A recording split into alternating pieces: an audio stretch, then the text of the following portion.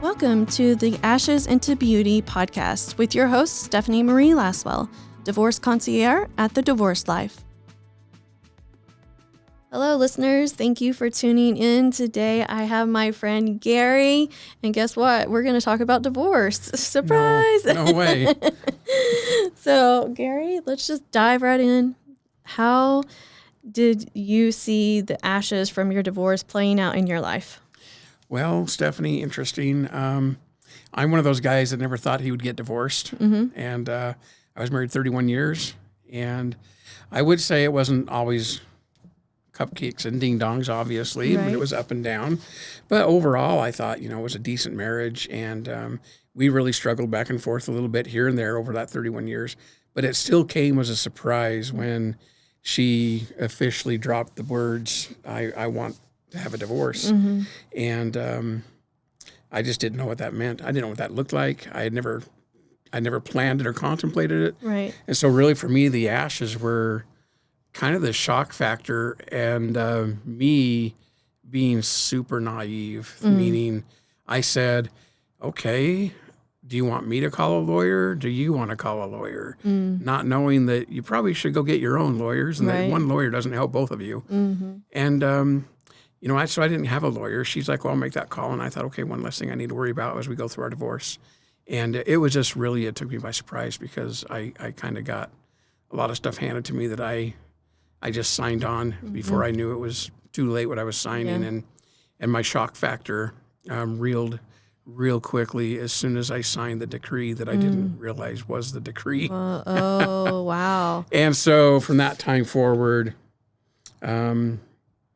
I had just gotten instruction from that attorney to not contact her, and we haven't since.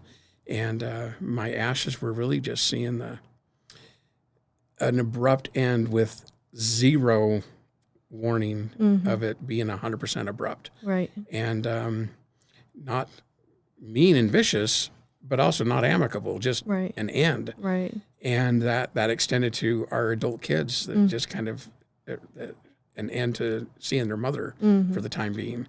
And that was very painful. Right. It was just unexpected. Yeah. How did you end up dealing with the shock of everything? Well, when that happened and I was in disbelief, I then started going to a few attorneys, right? And I would go to the attorney with this paperwork and they would literally pat me on the back. I remember one attorney I went to was a lady and she's like, I just need to give you a hug, pat you on the back, and tell you I'm not even going to charge you for this consultation. There's nothing we can do for you. And after I went through like 3 or 4 attorneys and that was my end result, I'm like, well, I need to just kind of suck this up for what it is and deal with it. But it was not pleasant. And I went through all the emotions of happy, relieved that I'm done with a marriage, but sad, angry, mad at myself, mad at her, mad at God. And I just kind of let those emotions flow all through the divorce process up until the divorce was final and really for about a year. It was just mixed emotions. Yeah, that roller coaster. For sure. Yeah, that mourning experience. Do you feel like you had a good support system? I didn't know what that meant at the time. Like with what you do, you're amazing with what you do because you offer these, divorce services to people that are going through or contemplating or have now been divorced. And I had none of that. I didn't know what to look for. So all I could do is reach out to a few friends that I know had been through a divorce and I heeded their words. Even though it was too late for me to figure out my own divorce. It was finalized, but on how to deal with it. And one friend just said, Gary, you just need to not do anything for a year. Just let all your emotions be emotions and let them ride, let them be high, let them be low. Just go with the flow and don't worry about it. And that was probably the best advice I got. Yeah. Because I was just in a point where I was like, I felt totally defeated. Right. And, it's okay to feel defeated and it's okay to be defeated as long as you don't stay defeated. So how do you feel like you were able to get out of that defeat mode after that year? Do you think because you just allowed all those emotions to flow and you felt them and you kind of put yourself fully into them, that helped you not stay in a defeated state? It's interesting. in one day, I could go from feelings of defeated and okay and happy and then mad and angry in one day. Yes. And then later, I could let one of those emotions take over for a week or 2 weeks.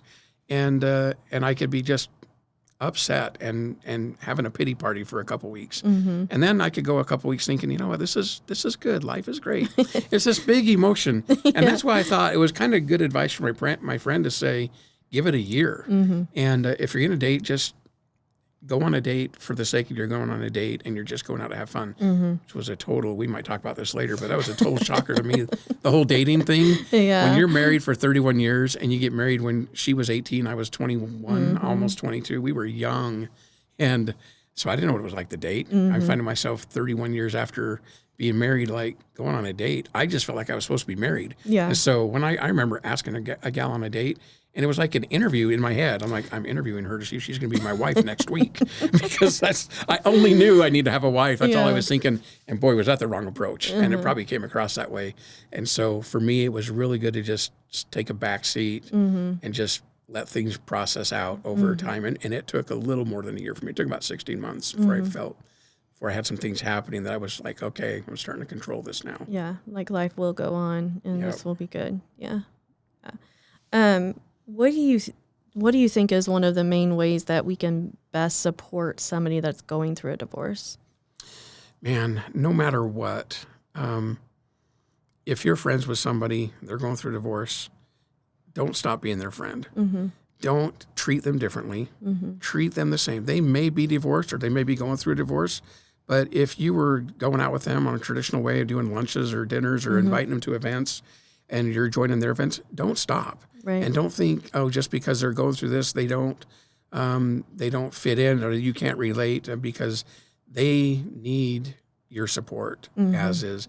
That's probably the most important thing I would suggest is keep the same level of friendship pre-divorce after the divorce is final, to keep that level of friendship going in the same way. Absolutely. I could not agree more. Like, remain present and continue to pursue them no matter what. If you're getting pushback from them or maybe they're ghosting you or not responding like they usually do, like, step up to the plate and show them that they're still lovable and they're still worthy and they're missed and you still want them in your life. That is such a good point, because if you're reaching out to them and they're just going through this garbage, right? They may not respond. I bailed on a few things. I kind of checked out emotionally and from being seen and wanting to be seen, and my church, everything. I just kind of wanted to hide. But every time someone reached out to me, I was legitimately grateful, even though I might have hid that gratefulness. Right. It was needed. Right. And just be there for that person, even if they're not responding. Just be there for them. Right, because maybe they hit you on that day where you're feeling low, and it's exhausting. Like, it's mentally exhausting, physically, emotionally exhausting to go through a divorce. And sometimes you just don't have the energy and the capacity to respond like you usually do, because you're just, like you said earlier, defeated. Yeah, and especially if I can speak from the guy's perspective because I'm the guy, right? And I went through this divorce. Guys pretend to be tough. I had to pretend I was tough and everything's fine. And I could be literally drowning with my head underwater and my hands are the only things above the water. And if you ask me if I'm okay, I could say I'm okay. It would be gurgling because I'd be underwater, but I'd say I'm okay. And that's nature for a man to say that, even though he's going through shiz, right? And it's just when you have a non-judging friend that can just be there, even if you don't let them in as you may have before, just be that friend anyways. Right. Yeah, I love that. So now that you're past your ashes, what does life look like? How has it kind of turned into this beautiful thing for you? What have you learned? And that is such a good question. I remember you kind of, before you brought me on this podcast, you said you were going to ask that very question. And it really made me do a lot of thinking, like, well, what does my beauty become? And, kind of the most important thing for me is I'm learning who Gary is. Like, what does Gary want to do? The movie Runaway Bride, Julia Roberts and Richard Gere, and she doesn't know how she likes her eggs until one point she just like cooks all the eggs in the world and decides what she actually likes. I was like that. I'm like, here I am in my 50s, divorced after 31-year marriage.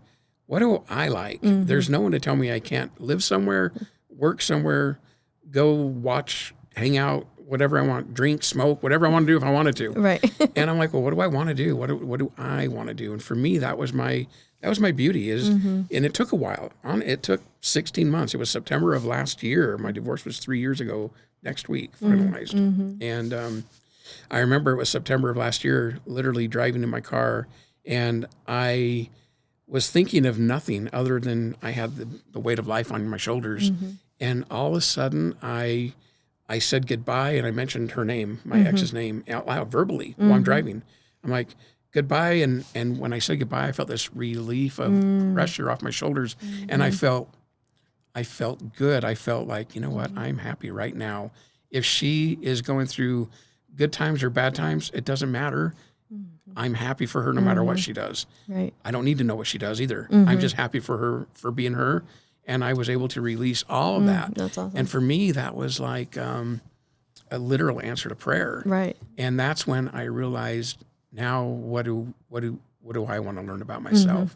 And I try every day to find, even if it's for a few moments, to find a spot where I can ground and just think about me being on this earth, trying to communicate with my Heavenly Father in just a spiritual moment, not verbally praying, not even praying, just kind of being present with myself. And sometimes that comes across as an hour-long hike, or sometimes I went dipped in the ocean a month ago, and I'm one that will never get in the ocean, and I could tell you many, many stories, but I went all by myself when I was in Florida on business last month, and I went and jumped in the ocean, and I went out beyond the buoys, and I was out there for an hour just by myself, just like, you know what, this is my way to connect. And it could be something that simple or that nice, or as simple as standing at the side of a river for 30 seconds and just grounding and thinking, okay, what do I want to do right now? What is Gary wanting? And that freedom is amazing to me, and that has been my beauty. It's kind of weird, but that's awesome. The beauty of me learning what I want, what I like, and being able to kind of, regardless of who's watching, it's what do I want to do at this very moment. It's not in a selfish way. It's just in a grounding way, and it's been an amazing thing to be able to do on a daily basis. Yeah, it's almost like you're taking the time to allow your space, that room, to love yourself and appreciate who you are in the moment. Exactly. And I hear a lot of gratitude just for whatever is going on around you. You're finding it wherever you're at in life. Yeah, exactly. I mean, it was weird being suddenly divorced, and when you go on a trip, like business, I would always get on the phone and call her, right? Or I have an experience and I just want to go home and share it. Or when we go on a trip, to be on a trip together. Yeah. And learning, and that was really hard for the first year and a year and a half. But now I can go out on these business trips that I take, and I can just enjoy being me by myself. And that's something I never experienced in my entire life. So it's just a different way of living that I'm sure many people that are single for a long time have learned to deal with. Yeah. But for me, who's never known what it's like to be an adult and not single, it was a big learning curve. Yeah, that's awesome. So how do you feel like,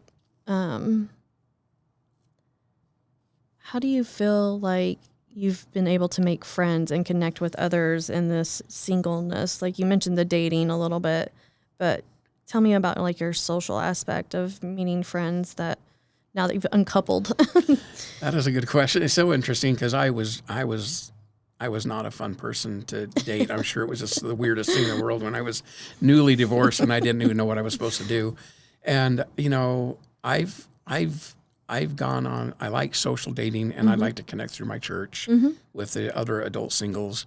And there's like Facebook groups I can jump on, and I get to know people that way. And you have your Facebook group, and I think that's one way I've met a few people in your group, and that just kind of share, a connection because we're Christian, right? And so, for me, that's been a good resource for me to kind of learn how to just enjoy and have fun and be present as a person who's not trying to get a date, and who's not trying to find a spouse. I'm just trying to fit in with my personality and see who I may become attracted to in like a personality, like, oh, I wouldn't mind getting to know that person. And then some people may come out of the woodwork and say, I wouldn't mind getting to know Gary. And it's kind of nice because there's no pressure. There is literally no pressure in that. That was different than my first year of divorce. It was all pressure. It was self-imposed pressure, but it was all pressure. Yeah. And so now I'm just here to kind of have fun, enjoy the journey. And I just know that when something's supposed to work out, it will work out. And I've dated some amazing, wonderful ladies. And some I'm like, oh, I learned from that one. That will never happen again. And others I'm like, oh, too bad that one has to end. That was enjoyable, right? Yeah. And so, and it takes the gamut. But the number one thing you just need to be is authentic to yourself. Right. And Absolutely. enjoy the journey. Yeah. Awesome. So if you had a friend come to you today and say, hey man, I'm thinking about going through this divorce, like what advice would you give him? Whew, that's a good question. For sure, I would suggest two things. Number one, an attorney, because I learned the hard way. I pay for that every month, the hard way. And number two is I would say find someone like you, a divorce connoisseur, someone that can help you wade through the process and kind of be there to give you resources as to what you may need to expect. I would never tell anyone that's thinking of getting divorced not to now. I used to think that. That's how I thought for 30 years. Yeah. But I would say, well, I won't say you should or shouldn't, but I would definitely say consult an attorney and find someone that has resources for you. So for me, I would direct people that I came across probably to you, and whether they were male or female, and because you have these resources.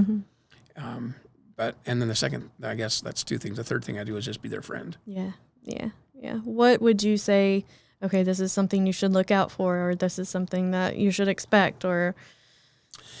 Well, I would say expect to go through the emotions and then it's okay. Expect to not be up 100% and not be down 100%. And to be okay with that process of that roller coaster of emotions, whether you're angry, sad, happy, relieved, stressed, let it play out, and just remember that you have resources available to you. And that's pretty much what I think that they really could use and benefit from. Yeah. Awesome. Well, thank you so much for being here today and sharing your story and some great advice I think that you have. And I'm so glad to see that you're living this beautiful life and you're loving yourself and appreciating every moment that you have and just kind of having fun, right? I appreciate it. Yes, it is. I am enjoying it right now, which is a blessing, and it's enjoyable. Can I ask you a question? Yeah. There's no, like, with this is totally, she's like, oh, off crap, script, what are you doing? script. So with what you do, because I'm honestly intrigued in how you help people, why do you do this? Because you yourself have gone through the ringer. Why do you do this, and what does it give you by doing this for other people? Oh, okay. It is a huge honor for me to walk along somebody that is going through a divorce because of what I experienced with my divorces. I know that I isolated myself because of the shame and the guilt and just all the yucky feelings that come with divorce. I didn't know who was talking about me, who wasn't, who was my supporter, who wasn't my supporter. But also my tribe just kind of withdrew. And so I felt very alone through my divorce process. And I never want anybody to feel alone. I always want them to have somebody they can trust to give them education on the process, to help them identify and eliminate behaviors that might be unhealthy for them, that might be keeping them stuck, to empower them to use their voice and to not get taken advantage of in the courtroom. I can help them prepare for difficult conversations or prepare to speak to their lawyer, because a lot of times people are intimidated by talking to lawyers and they don't speak up and ask questions when they're confused. And so I help them prepare for that, which in the end saves them money. I mean, there's so many, I get so many benefits. Like, I feel like God's given me a gift of being able to be and hold space in dark times with people and just be kind of like that calm in the storm and just kind of guide them through it. But ultimately, I never want anybody to have to go through this process alone. I want them to be educated on it, and, I want them to come out of it feeling proud for how they handled it and be able to look back at their divorce legacy and say, I did the best that I could, and I'm proud of how I showed up. And I'm proud of the ripple effect this is going to have on my tribe, because it does. It's not just the couple, it's the community that's around the couple. And it can be very powerful if, good and bad. Like, you have that ripple effect that can be positive or negative. And so I want to kind of help guide those people that want to have a positive impact through their divorce, and then beyond divorce even, to not get stuck. And that's part of my story. Like, I got stuck for a very, very long time, and I really needed somebody that could be there and help me kind of get to that self-love and self-forgiveness situation much earlier than I did. And so that's a very long answer to your question, but there's just so much there. Well, thanks for letting me ask it. Yeah. Kind of spur of the moment. Yeah. You mentioned to help people not be alone, and that's kind of the big takeaway I'm taking from that is, and that is so true, because we may, especially the men, they may be very alone, but people wouldn't recognize it, and they wouldn't know it. And I remember just literally wanting to hide, and I hid pretty well when I wanted to hide. And thankfully, two of my 3 kids were really there for me, and they were kind of in tune when Dad was hiding. And a brother of mine, my older brother, who he could sense it, and I would get a text or a phone call at the most amazing times. Yeah. I'm like, I'd go, damn it, why is he reaching out? I want to hide. He knows. he knew something was up. Yeah. So I appreciate that. And I think that's neat that's what you do. And pretty much I figured you'd say something like that, but I can tell from your heart that's why you do it. And that's actually why I agreed to be on the show with you. Because I could tell that you're one of those people that are really trying to help not just others, but yourself along the way. Yeah. It's very much my passion, and just, all of the recovery that goes into divorce. You usually have one of the parties, if not both, going through like a financial devastation, have to recover financially, and then, setting up a new home, and like your whole life is turned upside down. You have to come up with your new identity, like you did. Like, who is Gary? What does Gary love? And so there's just so much transition that happens during that time, that having somebody to walk alongside of you and just kind of keep cheering you on and helping you think clearly, because certainly we have people in our lives that love us and want the best for us, but they don't always give us the best advice because, they want to protect us, or, their divorce went one way. Well, no 2 divorces are alike. It's just like the real estate transaction. They're all different. Exactly. And so there's, one shoe's not going to fit everybody. And so to have somebody there that can help you understand what your options are, so you're making informed decisions, that you feel comfortable with. Well, thanks for sharing. Yeah. Thanks for being here. Absolutely. It's like we had 2 podcasts in one almost. Double whammy today, folks. Thank you guys so much for tuning in. And until next time, make your ashes into beauty. For more information on services or divorce resources provided by The Divorce Life, you can follow me on Facebook or Instagram, or find us at www.thedivorcelife.com. Thank you for tuning in and listening, and a big thanks to my producer, Jazz, at the Possibilities Podcast Center.